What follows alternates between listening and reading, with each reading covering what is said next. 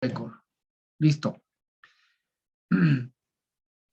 Entonces ya habíamos quedado en dos situaciones, ¿cierto? La una que era observaciones directas en campo, en ese caso era la información histórica que nosotros tomábamos, ¿cierto? De la cual hacía la serie histórica, la serie parcial y luego la serie, en este caso, la serie anual.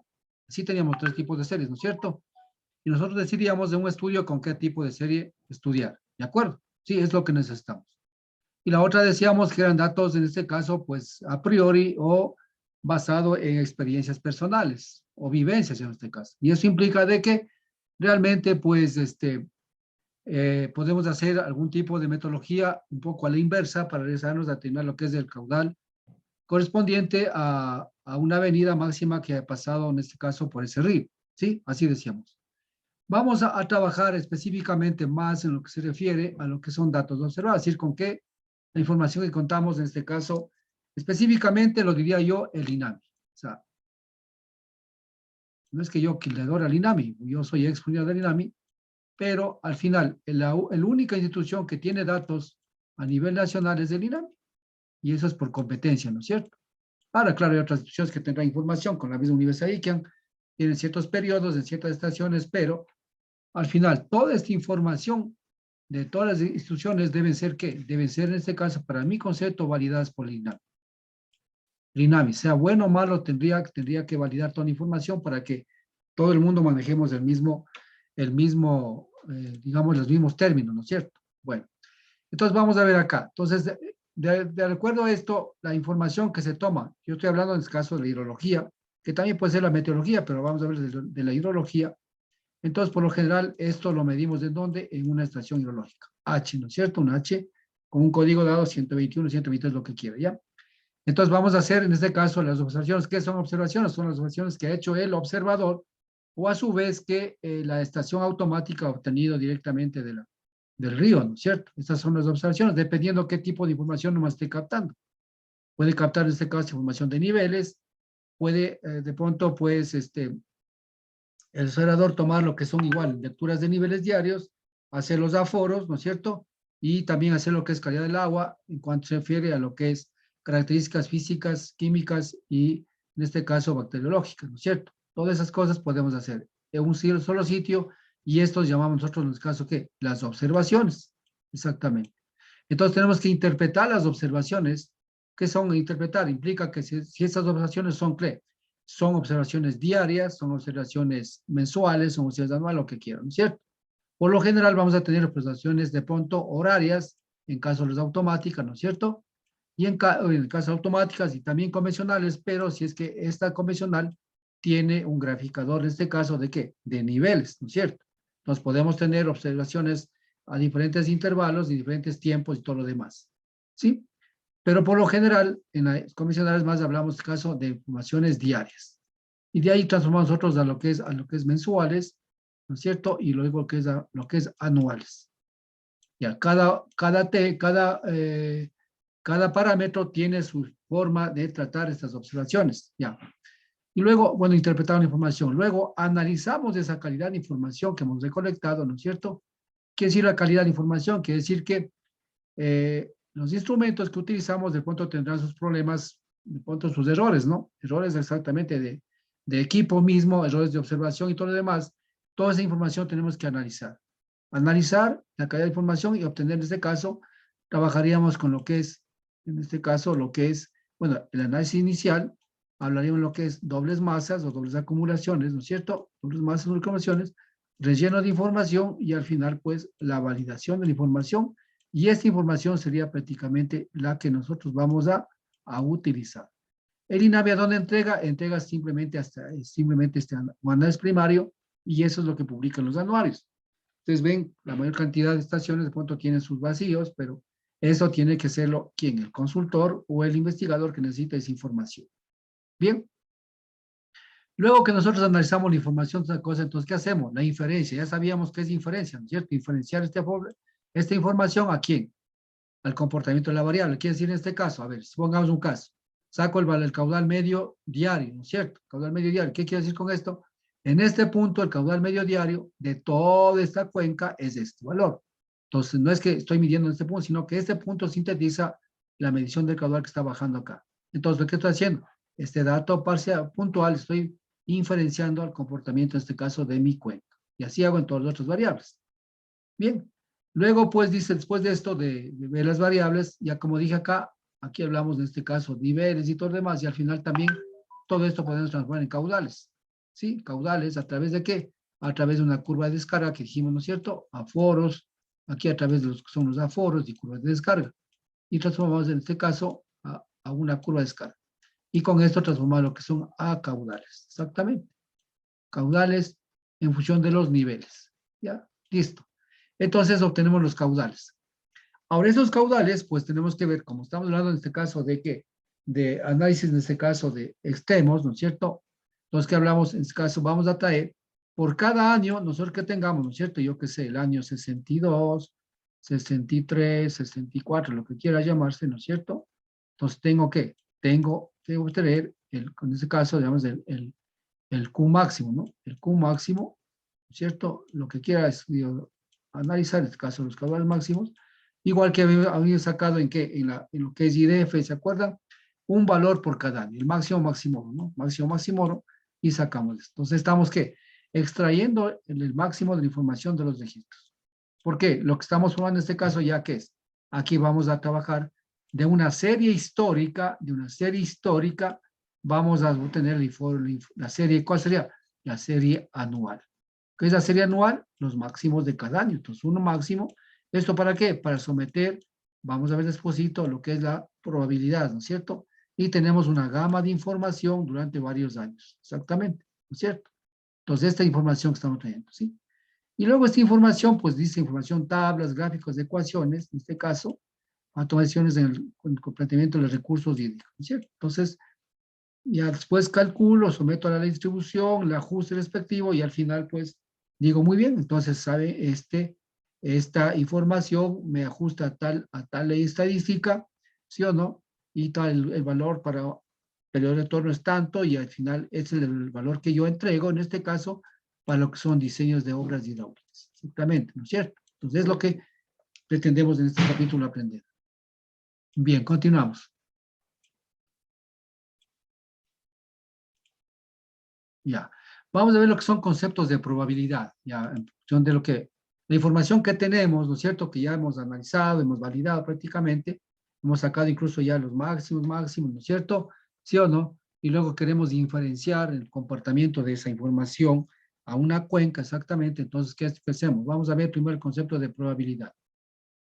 Bueno, concepto, métodos estadísticos, ¿no es cierto? Lo que dije. Entonces, la primera parte, ¿cuáles son los métodos estadísticos? ¿Qué quiere decir métodos estadísticos? Quiere decir que a los valores de la serie anual que nosotros obtuvimos, de la serie, en este caso, de la serie histórica, vamos a aplicar lo que se llama en este caso métodos estadísticos. ¿Sí? ¿Y qué decir con esto? Cuando yo quiero calcular un caudal máximo de probabilidad por periodo de retorno dado, esto implica de que tengo datos, ¿no? Tengo datos medidos y lo único que tengo que hacer es analizar, digamos, en este caso, aplicar lo que son los métodos estadísticos, ¿no es cierto? ¿Sí o no? ¿No es cierto? Hay métodos, por ejemplo, dijimos para determinar caudales máximos, ¿cuáles son? Hay métodos estadísticos, hay métodos empíricos, ¿no es cierto? Y los métodos hidrometeorológicos indirectos. Tres cosas que podemos aplicar en nuestra hidrología para poder obtener caudales máximos, ¿cierto? Y hemos visto el primero, que es en este caso el método hidrometeorológico indirecto, ¿a través de qué? A través del hidrograma unitario, en este caso triangular unitario, ¿no es cierto? Le damos el CSS y así hemos visto estos, y en este caso también lo que es el diatograma a través de NERC y a través, en este caso, de bloques alternos que podemos ir obteniendo los caudales. Entonces ya tenemos la primera, ¿no es cierto? Ahora vamos a ver la segunda, que es en este caso con lo que es la probabilidad.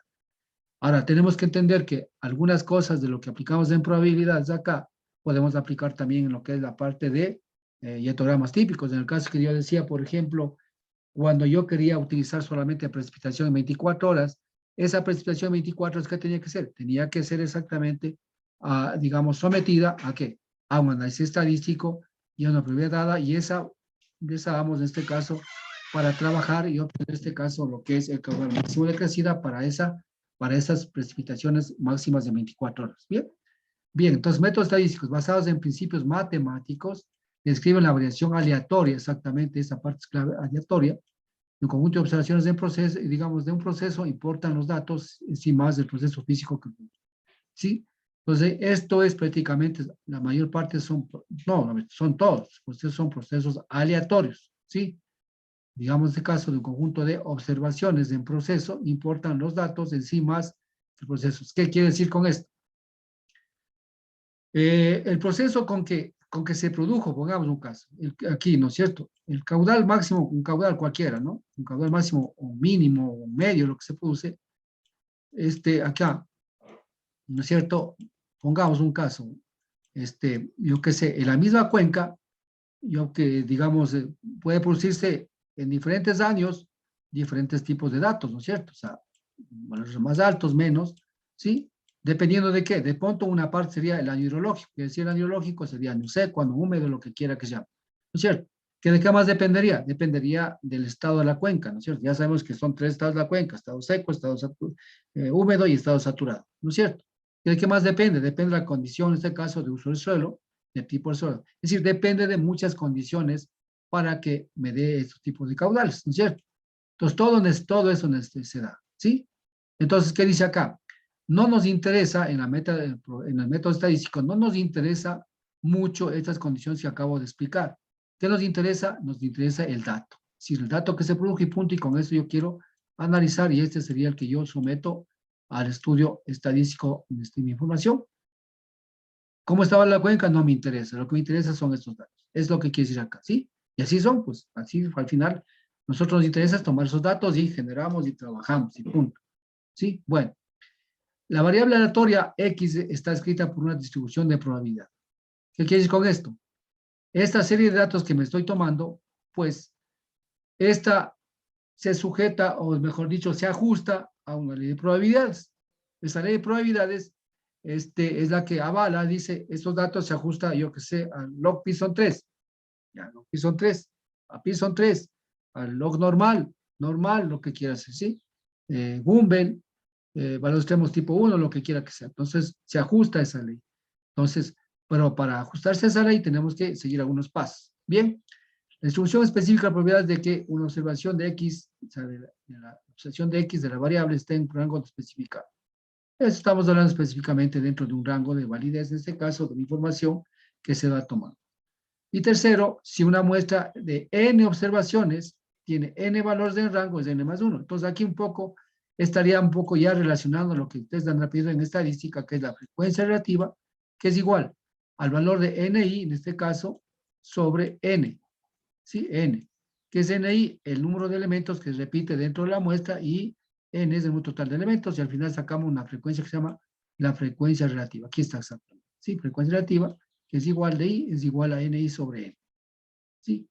Esto nos va a ayudar a qué? Nos va a ayudar, por ejemplo, a definir, en este caso, estamos haciendo un estadístico, y a definir cuál es la distribución de probabilidad que nosotros podemos ajustar con función de estas frecuencias, ¿no es cierto? Para eso nosotros, cuando hacemos este análisis, también ustedes han aprendido, ¿qué hacemos? Nosotros calculamos que el intervalo de clase, ¿se acuerdan ustedes? Estos intervalos que calculamos, y aquí vemos cuántos elementos de la serie se repite dentro de este intervalo de clase. El intervalo de clase definimos en función del límite máximo menos del límite mínimo sobre el número de intervalos de clase. Entonces, analizamos estadísticamente y sabemos de 100, 200, 500 valores, cuántos intervalos de clase tenemos, ¿no es cierto? ¿Sí? Entonces sacamos, y este es un factor que nosotros calificamos para qué, para sacar en este caso el número de qué, el número de, en este caso, de variables, en este caso, o de,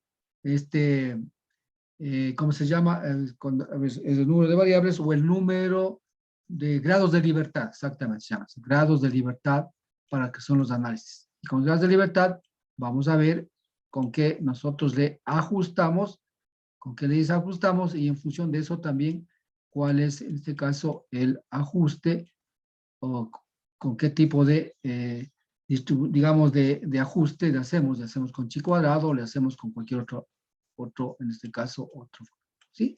Entonces, un poquito me adelanto a lo que vamos a ver despuesito, ¿no? Todo esto es estadística, por si acaso, ¿no? Bien. Ya. Bueno, aquí estamos, la probabilidad de ocurrencia, en este caso ya vimos acá un poco, la probabilidad, digamos en este caso, la frecuencia relativa es esta, ¿no? Ya, pero también aquí, claro, aquí también podemos sacar la probabilidad. En eso, NI sobre E. Multiplicado por porcentaje, podemos decir que el 10%, el 20% de estos elementos se encuentran dentro del rango referido, en este caso, a la total, ¿no es cierto? A la total. Ahora hablamos de la probabilidad de ocurrencia. En este caso, P de X, en este caso, cuando X es igual a X minúscula, es M sobre N, en este caso, ¿sí? M sobre N, que es en este caso, es una probabilidad de ocurrencia. Esta está relacionada a lo que es la probabilidad de Weisbach, que ustedes aprendieron en la curva de duración general, perdón, la curva de duración general, claro, cuando yo decía que es igual a M sobre N, ¿se acuerdan ustedes? A M sobre N. ¿Y aquí qué pasaba?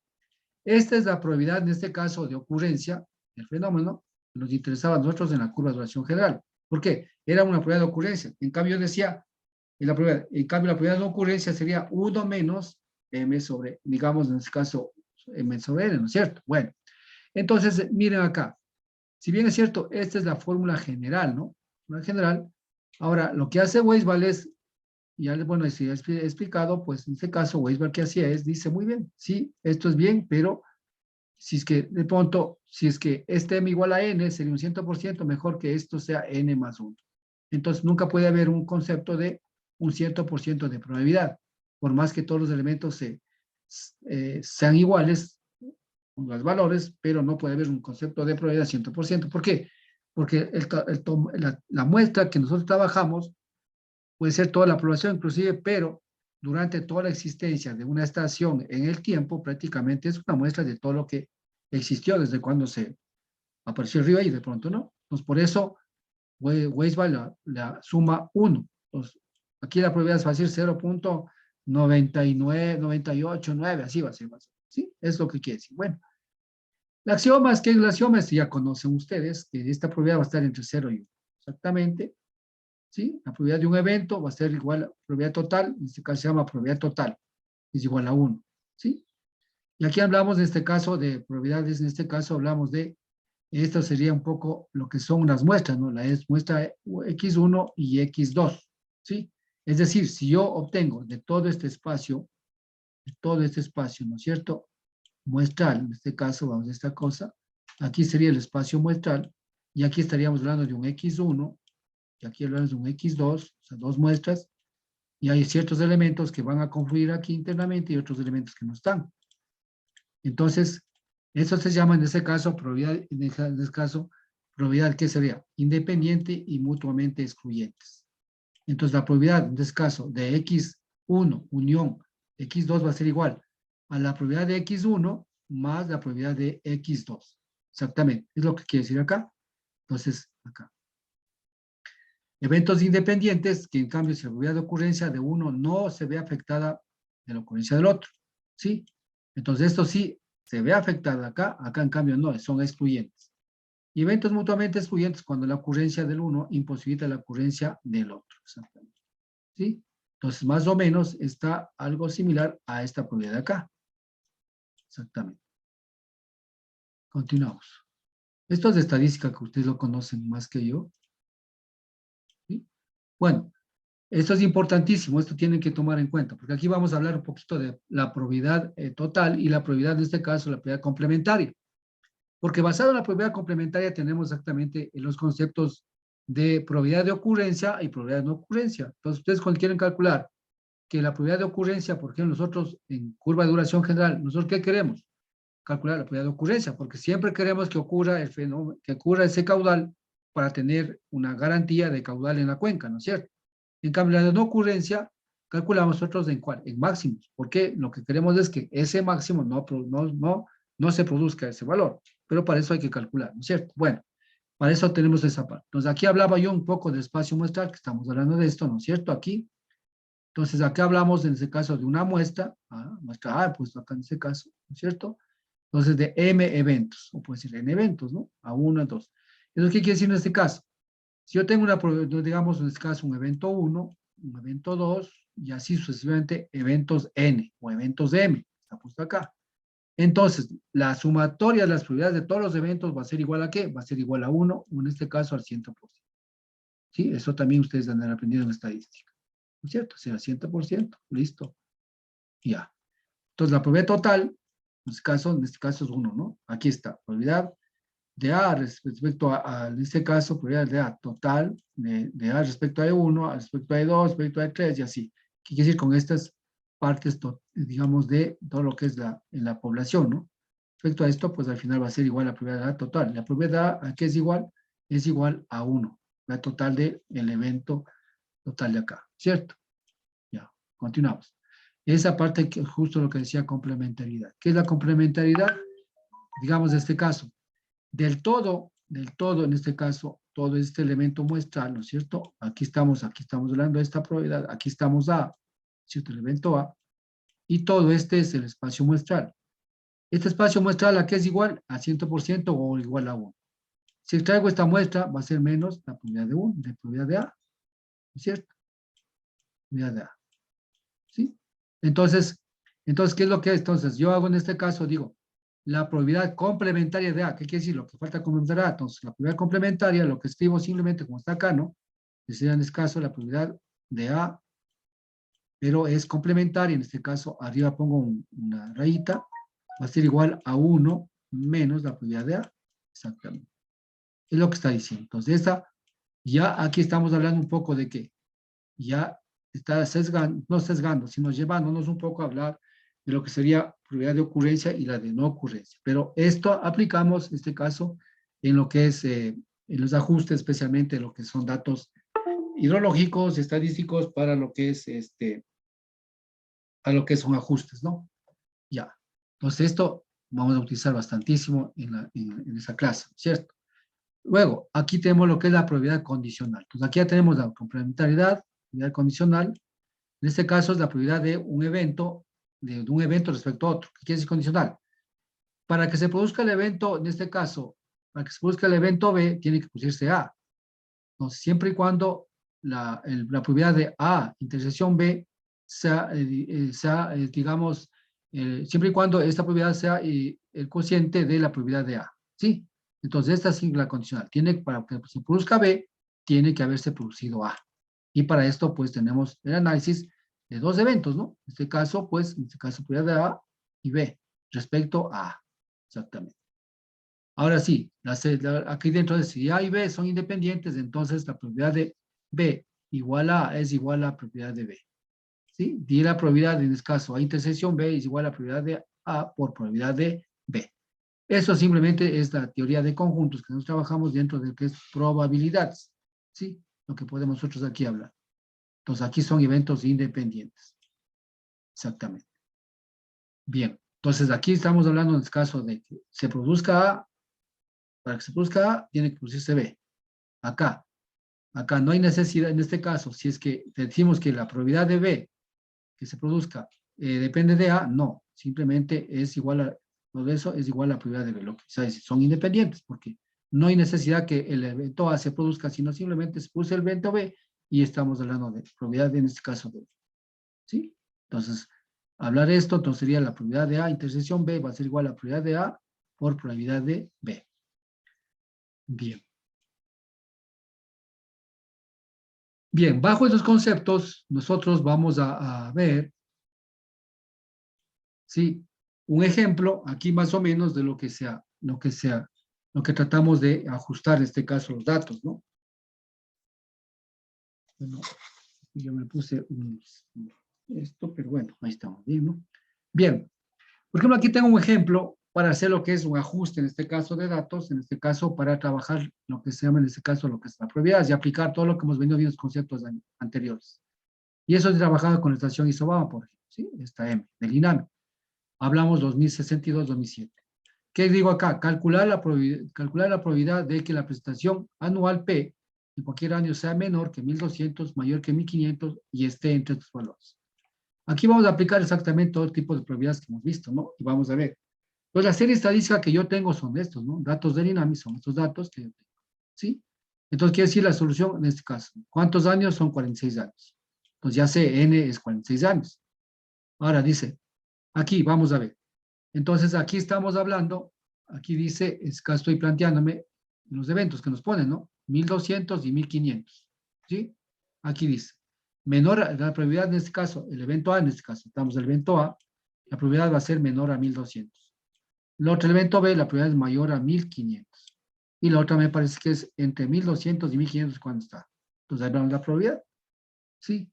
Entonces, esto es un poco lo que se utiliza también cuando nosotros queremos hacer un pronóstico de lluvias, ayudando un poco con la estadística y apoyando un poco con lo que es la parte sinóptica, ¿no? Se hace los pronósticos.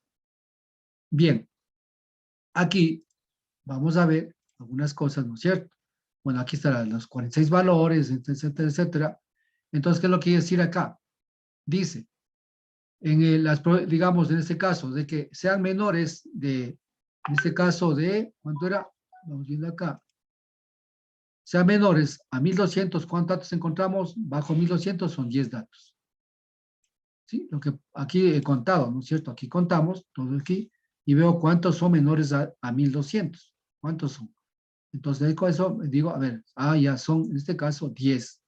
10 datos y 10. Sobre n, sobre 46, entonces aquí está hablando 0.217. Ya tenemos la probabilidad de A.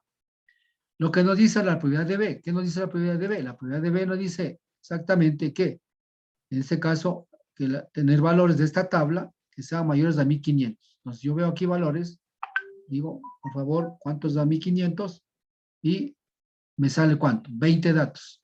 Sobre 46, 0.43, 5.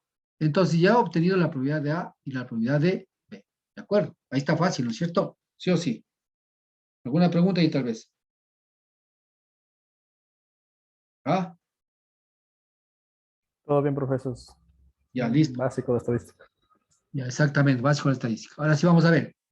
Ahora sí, la probabilidad que esté entre 1500, 1200 y 1500. Se calcula entonces, ¿qué hago entonces? Aquí aplico la probabilidad complementaria. Aquí está, ¿no es cierto? Entonces aquí dice entre 1200 y 1500, uno menos la probabilidad de, ¿cuánto sería? La de 1200 que saqué aquí, esta es esta de acá, y la otra, la 1500 que es esta. Entonces, multiplico esto, en este caso, pues, y sumo, me da el valor de ¿cuánto? De 0.345. Entonces aquí he aplicado lo que es la propiedad complementaria, ¿cierto? ¿Por qué? Porque es lo que, incluso por simple razonamiento. Entonces, ya ese es el valor. Ahora, si quiero aplicar en este caso 100%, por decir 21.7%, 43.5% y al final acá el 34.38%. Sumado tiene que darme ¿cuánto? 100%. Entonces, ¿qué es lo que he hecho? Simplemente he aplicado conceptos iniciales de lo que es la sumatoria de probabilidades y la otra, pues, simplemente la propiedad complementaria. Bien. Entonces, vamos a ver acá. Entonces, acá vamos a ver un poco lo que son, en este caso, lo que es funciones de probabilidad y frecuencia. Aquí hablamos lo que son los histogramos de frecuencia, igual, ¿no? O sea, los mismos valores que tenemos de arriba, vamos a transformar este caso en los histogramos de frecuencia, ¿sí? A formar nuestras tablitas y a hacerlo la parte estadística, los ajustes que llamamos este caso. Entonces, para eso, ¿qué tenemos que tener? Primero los conceptos bien formados. Histograma de frecuencias desde este concepto, ¿sí? Entonces, ¿qué hablamos de acá? Que ustedes van a ver el número de valores y lo que vamos a verificar son la presentación, en este caso, en milímetros, que puesto en centímetros, pero es de milímetros, ¿no? Bueno, es aquí un ejemplo, acá, nada más, no es del ejemplo mismo que estoy haciendo, ¿sí? Los que aplicamos, en este caso, la función frecuencia relativa, lo que había dentro, ¿sí? Pero aquí hablamos de un poco como EFS, yo había puesto EFR, ¿no? El EFR utilizamos nosotros en estadística normal, que utilizamos EFR. Ahora acá ponemos como EFS, o también en el libro mío está como FM, ¿no? FM de XY, ¿por qué? Porque es una frecuencia de la muestra. ¿Dentro de qué?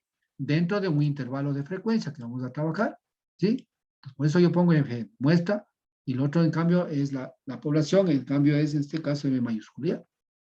Entonces NI sobre N, ya. Donde el valor en este caso de P de XY menos delta X es igual, menor igual, bueno, X mejor dicho está entre qué? Entre el valor de XY menos delta X y en este caso y XY. Bueno, aquí está dentro del intervalo, que caiga su valor. ¿Qué quiere decir con esto? Yo voy a formar intervalos en este caso. Tengo toda esta serie estadística, esa tengo, esta. Ya, tengo esa serie. Entonces yo voy a determinar cuántos intervalos me puedo yo trabajar y obtener acá. ¿Para qué? Para poder, en este caso, primero tengo la situación de que, primero, resulta que trabajar con toda la información es un poco tedioso y de pronto no el ajuste nos sale bien. Entonces, ¿qué es lo que interesa? Lo que interesa es formar estos intervalos de frecuencia que se llaman, en este caso, intervalos de clase, para saber, en este caso, desde qué valor hasta qué valor va acá. Y luego sacar nuestra frecuencia relativa, en este caso, el FM de X, y que pongo acá, en este intervalo, y luego, pues, ir obteniendo los diferentes parámetros estadísticos de cada uno de estos intervalos, y luego para hacer el ajuste perfecto, el ajuste a una ley de distribución. Es lo que quiero hacer. Entonces, un poco estoy explicando acá, a lo que vamos acá. Este es el intervalo, ¿no? Este que dije, este intervalito es este de aquí. Entonces va a ser el XY menos, en este caso, el delta X. ¿Cuál es el delta X? El delta X será, ¿qué será igual? ¿Alguien me puede decir cómo saco ese delta X? Que sería en este caso, ¿cuál sería el delta X aquí? Aquí. En estadística básica es esto. ¿Alguien sabe? ¿Se acuerda?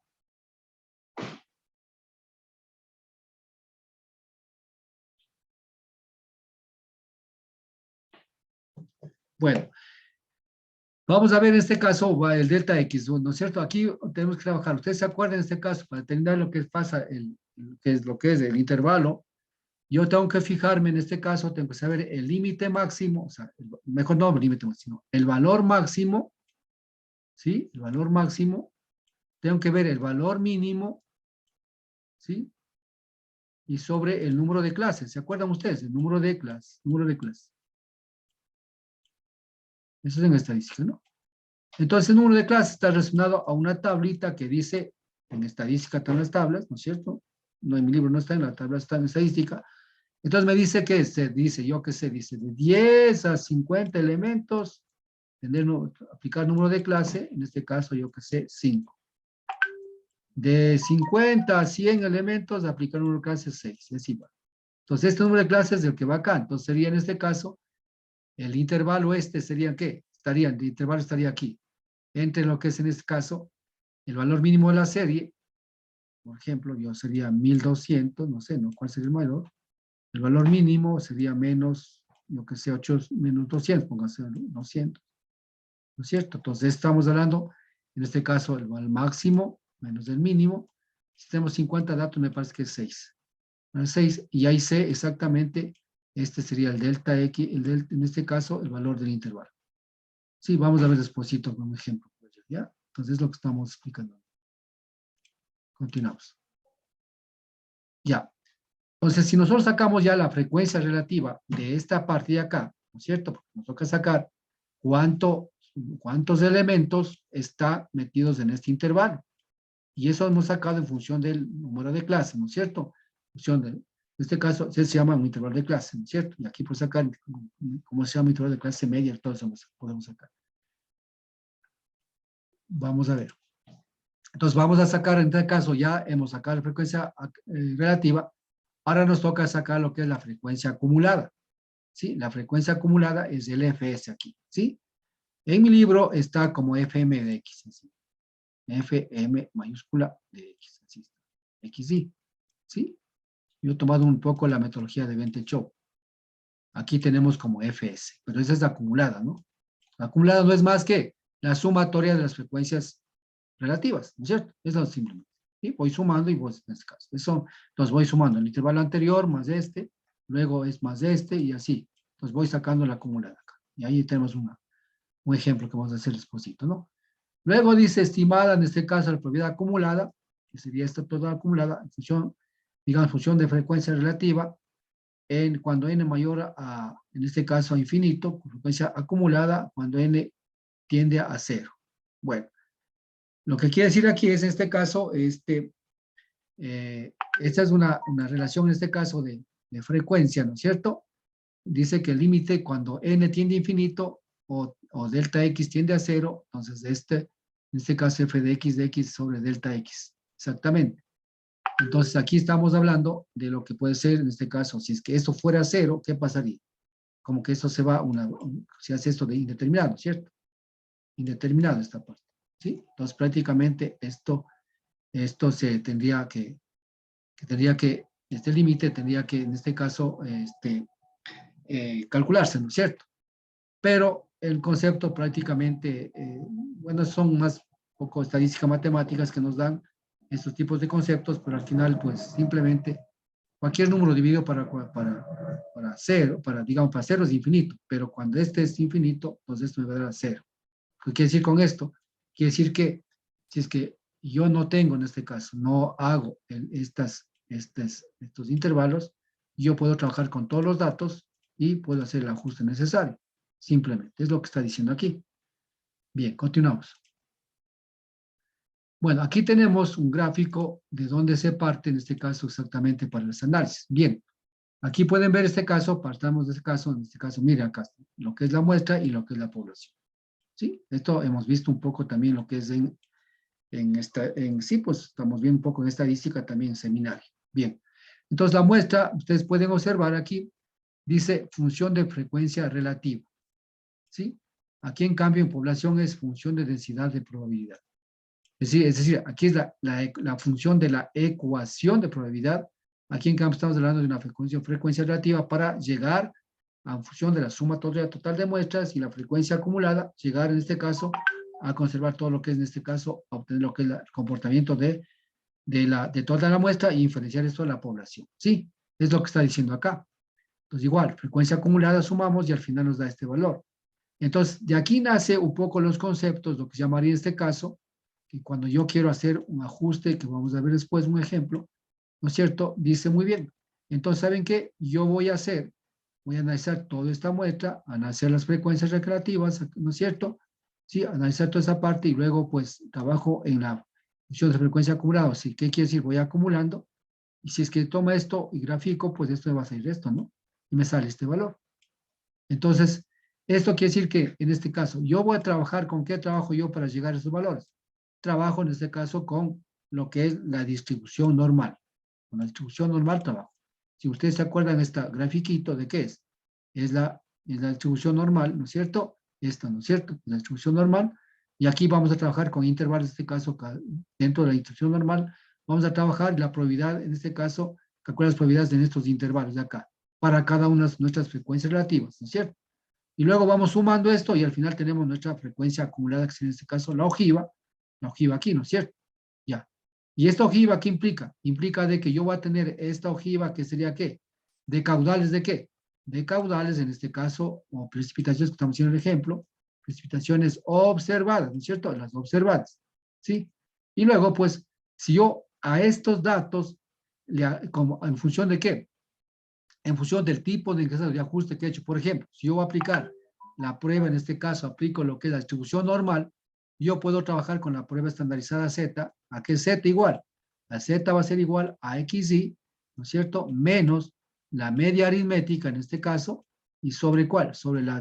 En este caso, sobre la distribución, ¿cómo se llama? La varianza, ¿no es cierto? Sobre la varianza. Entonces puedo trabajar sobre este valor acá y con esto hacer el ajuste necesario y luego pues aplicando lo que es distribución normal puedo tranquilamente volver a dibujar esos datos y de pronto esta curva puede hacer que estos datos observados puede ser que me salga así.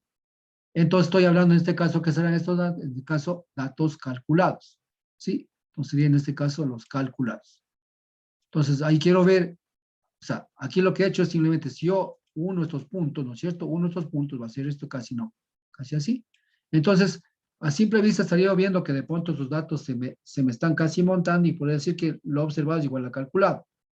Eso sería un poco gráficamente hablar, ¿no? A través de estos conceptos estoy hablando, ¿no? Podría ser, pero esto no es suficiente como yo para poder decir que estos datos se acopló, mejor dicho, no se acopló, se ajustó a esta ley de probabilidades con yo estoy trabajando, con esta ley, ¿no es cierto? Entonces tengo que hacer ¿qué?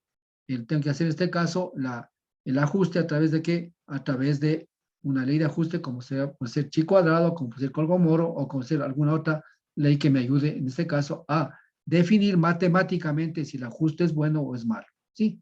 Bien, esto también vamos a ver. Entonces, un poco acá, esto es la explicación de este caso de las funciones, de dónde partimos y a dónde queremos llegar. Exactamente. ¿Sí? Bien. Entonces, continuamos. Entonces, bueno, lo que yo he explicado acá me parece que ya está aquí. Sí, aquí está exactamente las funciones de frecuencia activa y frecuencia acumulada definen para una muestra justamente el F, con este fm de x, ¿no es cierto? Fm de x. o FS también decía ya. Los correspondientes, en este caso, la población n al tiende al infinito, delta tiende a cero. ¿Qué quiere decir n tiende al infinito? O sea, quiere decir que n puede tener infinitos números, así, infinitos valores. Algo que sería excelente para nosotros, ¿no? Y mientras más información teórica tenemos, mejor. ¿Qué quiere decir esto? En n no hay límite de valores que podemos trabajar. Esto quiere decir. Y delta X, digamos, delta X tiende a cero. ¿Qué quiere decir con esto?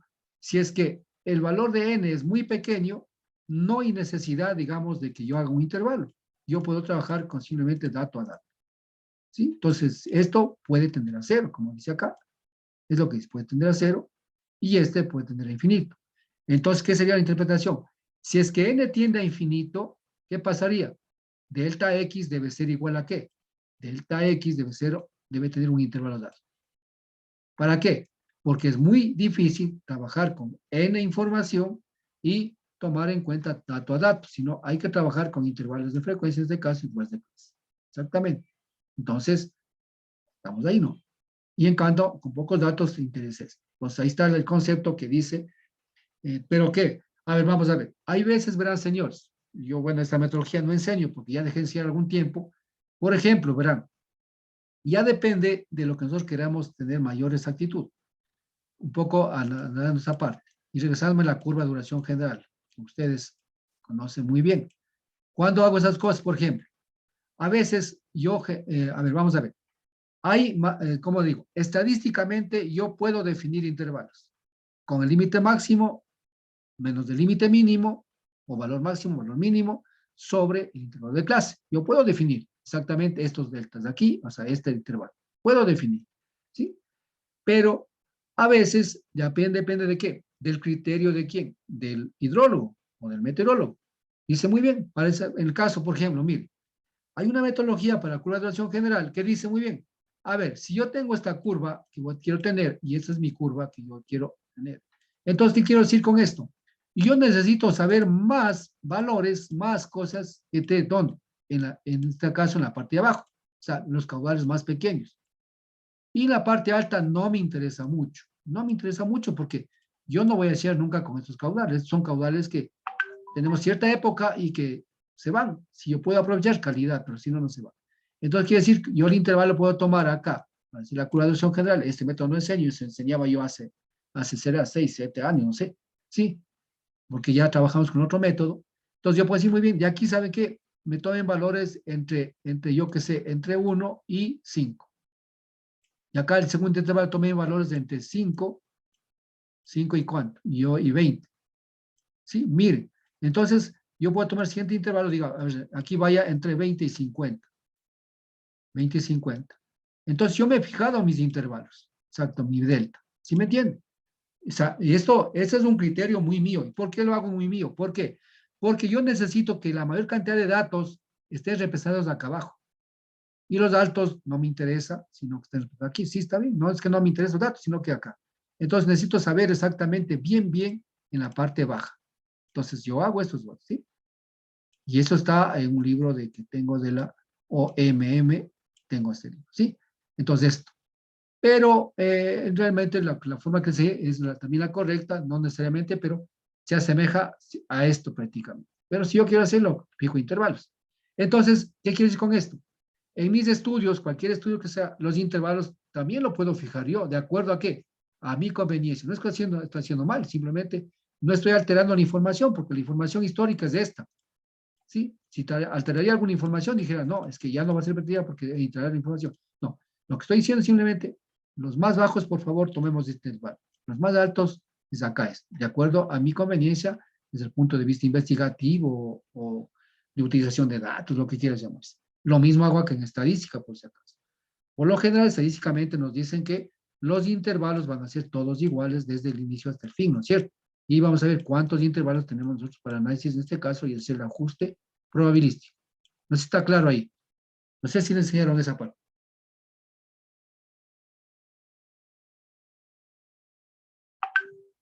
¿Estamos de acuerdo? Lo básico, profe. En el ejemplo se ve. Listo, claro. Gracias. Bien, vamos a continuar. Bueno, aquí estamos. ¿Qué más? Bueno, la función de frecuencia acumulada se combina en la función de probabilidad. Esto ya, esto en base a qué? En base, digamos, en este caso, al ajuste que se va haciendo, la función de densidad de probabilidad sería la derivada de esto. Ya, esto se ve también en estadística, pues al final simplemente lo que se va dando es, en el caso ya, ajustando a la ley de probabilidad que nosotros queremos ajustar, nada más. Bien. Igual acá, ¿no? Entonces aquí está la f de x, de la derivada de x respecto a x, tiene dimensiones de x, de 1, o sea, 1 sobre x sobre la variable. Y aquí está el rango, ¿no es cierto? El rango, en este caso, dice que va de 0 hasta infinito. O sea, que si los rangos puede ser la que ustedes quieran poner el rango, aquí justamente es la explicación que les acabé de dar en este caso. Ya, entonces vamos, bajo estos términos que hemos visto como un antecedente, como una introducción, vamos a ver ya lo que es la distribución normal. ¿Sí? Esto hemos visto, han visto ustedes en estadística, simplemente para ustedes no recordaréis, sino que estamos ahorita ya aplicando lo que es de la hidrología. Sí, sencillo, ¿no? Bueno, esta distribución normal, ¿sí? Pues aquí tenemos, esta es la ecuación de la distribución normal. Si ustedes pueden observar acá, simplemente, si yo veo esta parte aquí, este exponente, que es el negativo, aquí está, ¿qué es? Este X, ¿cuál es? Es un XY. Y este XY, ¿qué es? Es referido al elemento de la muestra, al elemento, en este caso es un elemento cualquiera de la muestra, ¿no? El elemento que estoy trabajando. Y este, en cambio, es la media de la muestra. Hablamos, es que la distribución normal está dado, ¿qué? Para lo que es una población en este caso. ¿Por qué? Porque este es U es para, este mu es para población, en este caso para N, y este X media es para muestra, exactamente. ¿Ya? Entonces aquí la terminas exactamente para una población, ¿no? Y también sigma, ¿no? Sigma es en este caso para población, simboliza población, y este, desviación estándar, este significa para muestra. Entonces aquí diferenciamos si estoy trabajando con muestra o trabajando con población. Y aquí hablaba exactamente de la variable estandarizada, que ya puse una fórmula que es similar a la que he puesto. Simplemente yo trabajé en este caso, aquí dije yo XY, ¿no es cierto? Aquí sí, y aquí puse X media, que es la media de la, y esto en este caso le he puesto es S. ¿Sí? Entonces, al final, no va a variar en este caso más que los términos, ¿no? Pero al final lo que está aquí poniendo es una fórmula para trabajar con población, pero al final yo cuando trabajo como esta simplemente aplico esta parte, ¿no? Ya, entonces aquí, miren ustedes, la distribución normal, como ustedes saben, va de dónde? Va de menos de infinito a más de infinito. Acá está, no, menos de infinito a más de infinito. Eso ustedes lo saben. Estoy haciendo solamente un recordéis que muchos de ustedes saben esto, pero eso necesitamos un poquito no actualizarlo, sino recordar simplemente para lo que vamos a hacer acá, ¿ya? ¿Sí? Entonces, acordarse incluso ustedes, cuando nosotros queremos, trabajemos con análisis de caudales máximos, bajo qué, en este caso, límites, llaman en este caso, bajo qué límites tendría trabajar, ¿cierto? Entonces, por ejemplo, aquí, cuando nosotros trabajamos con caudales, no nos va a permitir trabajar con menos de infinito. ¿Por qué? Porque no tenemos caudales negativos. Entonces, consecuentemente, ya habrá una restricción que diga, ¿saben qué? Aquí va a ser desde 0 hasta lo que sea, o desde 1, o en este caso sería x mayor o igual a 0. Perdón, x mayor que 0. Cuando pongo x mayor que 0, ¿qué estoy poniendo? Que el 0 no interviene. Entonces, si hay negativo y hay caudal 0, no hay caudal, simplemente no tenemos datos. ¿Sí? Así es sencillo. Bueno, aquí simplemente z le pone, en este caso, ¿cómo sería? Le relaciona a lo que es a la variable estandarizada z, esta cosa aquí, f de z, ¿sí? Siendo z esto, ¿no? Siendo z todo esto de aquí, lo que está relacionando esto. Construir reemplaza aquí, si todo este z, esta es la variable estandarizada, le reemplaza en esta ecuación y sale prácticamente este valor de acá. Entonces, esto es ecuación ya cuando yo quiero hacer la integración. ¿Qué quiere decir con esto? Al final, esta es la ecuación de esta curva, en este caso de esta distribución. Entonces, ¿qué quiere decir con esto? Si yo aplico en este caso, si hago la integración de esta curva, pues va a ser todo el área que yo voy a obtener acá. ¿Sí? Eso quiere decir, todo es la integración que yo puedo hacer. Si yo integro esta curva, me sale este. Entonces, sabré cuál es el área que tiene, sí, pues que está bajo esta curva, que en este caso, esta curva es la ecuación, esta es la ecuación, y sería esta ecuación también acá, igual, ¿no es cierto? Simplemente está reemplazado z por este valor de acá. Ya. Pero para esto, si bien es cierto, yo puedo poner, yo qué sé, entre los valores, por ejemplo, yo puedo poner, aquí es z, 0, ¿no? Entonces, para acá viene a ser menos 1 y lo que sea, ¿no? Y así sigue siendo menos 2, lo que sea, hasta menos de infinito. O sea, en este caso, ¿no es cierto? Sucede de que esta curva es asintótica en el eje de las x, es decir, nunca se encuentra, ¿no? Nunca se toca, entonces es un valor que da. Entonces, muy bien, pero yo puedo hacer una integración de esta manera, dar un valor. Entonces, ¿qué quiere decir en este caso? A ver, si estoy en la parte positiva, yo quiero saber desde aquí hasta acá cuánto es. Entonces, al calcular esto, ¿qué estoy calculando? Una probabilidad de que mi elemento esté dentro, yo que sé, dentro del 2 y el 3. Exactamente. Entonces, yo puedo coger y en este caso integrar esto y podría tener esta área de acá.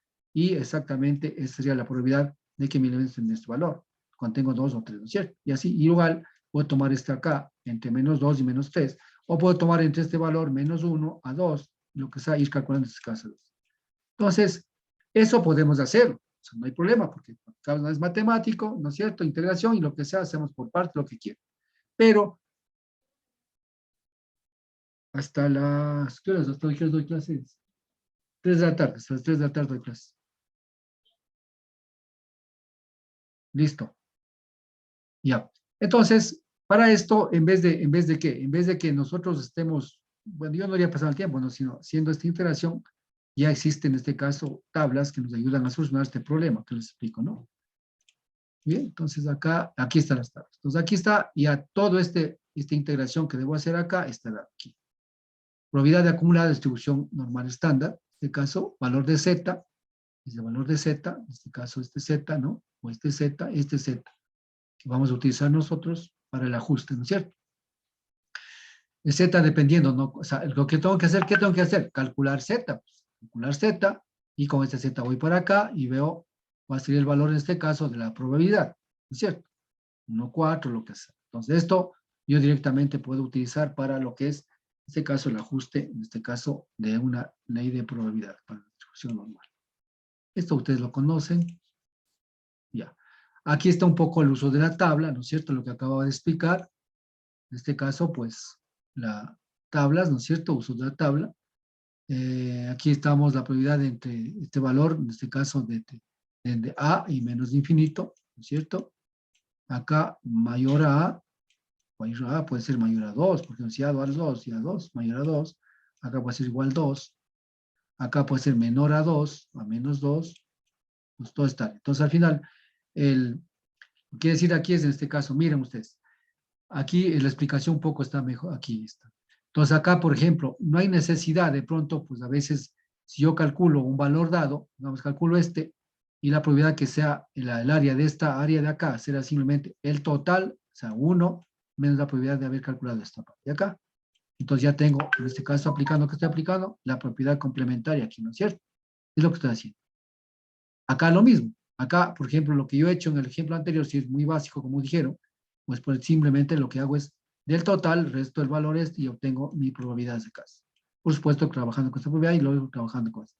Entonces, que yo sé calcular estas probabilidades y luego, pues, puedo calcular esta y luego la diferencia entre uno menos la suma de todos los dos puede tener esta probabilidad acá. Ya depende, ¿no es cierto? Acá intervalos, en cambio, justo, si yo quiero integrar esto, por ejemplo, digo entre A, íntegramente A y B, otro menos A y menos B. Y esta es ¿no es cierto? Entonces, la probabilidad en este caso, Z, que esté entre A y B. Aquí dice B. A no está incluido, B sí está incluido, ¿sí? Entonces, toma este valor. Y acá lo mismo. Acá es igual a probabilidad de Z menor que a B y probabilidad de Z menor que A, ¿sí? Bueno, esto ustedes ya lo conocen más que yo, ¿cierto? Pero un poco le quiero hacer explicar esto para que... Y aquí vamos a ver exactamente. Entonces, después de haber visto todos estos conceptos, vamos a utilizar estas tablas y vamos a trabajar, en este caso, con la misma tabla que tenemos allá, vamos a seguir trabajando, en este caso, el ejemplo. ¿Sí? Ya. Dice, ¿cuál es la probabilidad de que la variable aleatoria normal estándar X sea menor que menos 3, menor que 3, menor que 2 y la variante 2 y 3? Entre menos 2 y 3, ¿cierto? Pues aquí estamos, la probabilidad de menos 3. La probabilidad que menor o igual a 3 es igual en este caso a f de menos 3. Poco para trabajar en función, ¿verdad? Entonces la tabla 2, 2, 1, ¿no es cierto? Calculo qué sería en este caso. Cuando yo tengo un valor negativo, aplicando este concepto de aquí, este valor de aquí, pues digo 1 menos tal, ¿no es cierto? Entonces digo aquí 1 menos la probabilidad de este caso de f de 3. Ahora, para que sea f de 3, yo a este le asumo como que es un valor absoluto, porque la tabla me va a dar este valor. O sea, aquí estamos 3, por ejemplo, 0, Z3, acá estaría 3, aquí está 3. 3.0, ¿no es cierto? 0.9987. 0.9987, ¿sí? Entonces 1 menos 0.97 me da este valor de acá. Entonces ya tengo en este caso la probabilidad de f menos 3. Y f de 2, ¿cuánto era? F de 2 será, lo vamos a ver aquí, 0.9772. 0.9772, ¿sí? Entonces ya tengo esta probabilidad calculada. Entonces aquí tengo los valores.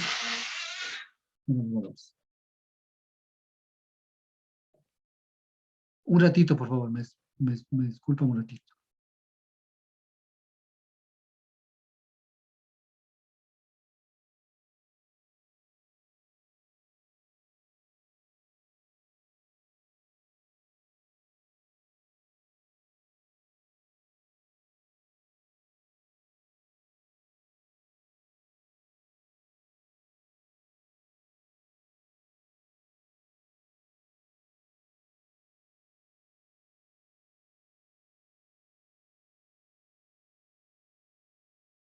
Muchachos, descansemos 5 minutitos, sí. Tengo una visita muy esperada. Exactamente, Profe, regresamos no se preocupe. 2:20, regresamos ya. Por favor, muchachos, gracias.